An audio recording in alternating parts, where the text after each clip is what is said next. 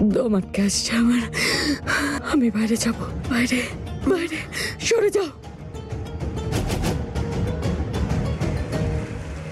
কি হচ্ছে, কি হচ্ছে সব আমার সাথে? যেটা আমি এক্ষুনি দেখলাম সেটা কি সত্যি? না না না না, আমার ভুল ধারণা, আমি ভুল দেখেছি।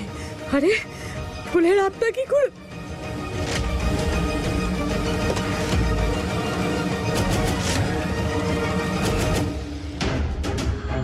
কে ওখানে? কে ওখানে? আমাকে এত তাড়াতাড়ি আপনি কি করে ভুলে গেলেন ছোট মা?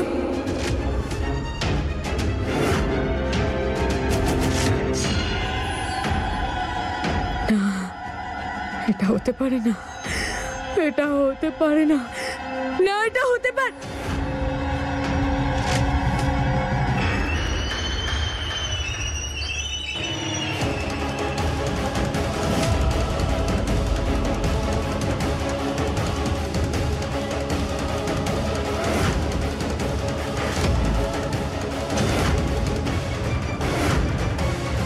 আপনি কি ভেবেছিলেন আমাকে শেষ করে শোভনবাবুর ক্ষতি করতে পারবেন আপনি? না, সেই জন্যেই আমি ফিরে এসেছি। আমি থাকাকালীন আপনি শোভনবাবুর কিচ্ছু করতে পারবেন না। এবার খেলা পাল্টাবে। আপনার শক্তিটা শোভনবাবুর সামনে আসবেই।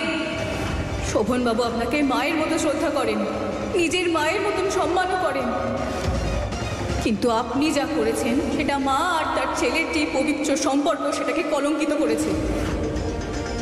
আপনি তো একজন মা হওয়ার যোগ্যই নন। একদিকে আপনি শোভনবাবুকে নিজের ছেলে বলছেন, আর অন্যদিকে শোভনবাবুর ক্ষতি করার জন্য আপনি ষড়যন্ত্র করছেন। কিভাবে, কেন আপনি এতটা বিষাক্ত হয়ে উঠলেন? এই বিষ আমি না, তুই নিজে আর তোর স্বামী আমার মনে ভরে দিয়েছে। হ্যাঁ হ্যাঁ, আমি শোভনের থেকে প্রতিশোধ নেওয়ার ষড়যন্ত্র করেছিলাম।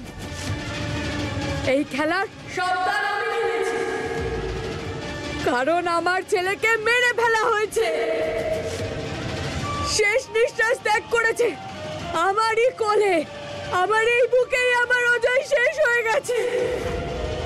আর আমি কিচ্ছু করতে পারিনি, শুধু চিৎকার করেছি, কিন্তু কেউ এগিয়ে আসেনি। আমার অজয়কে বাঁচানোর জন্য কেউ এগিয়ে আসেনি, তোমার স্বামী শোভনও আসেনি।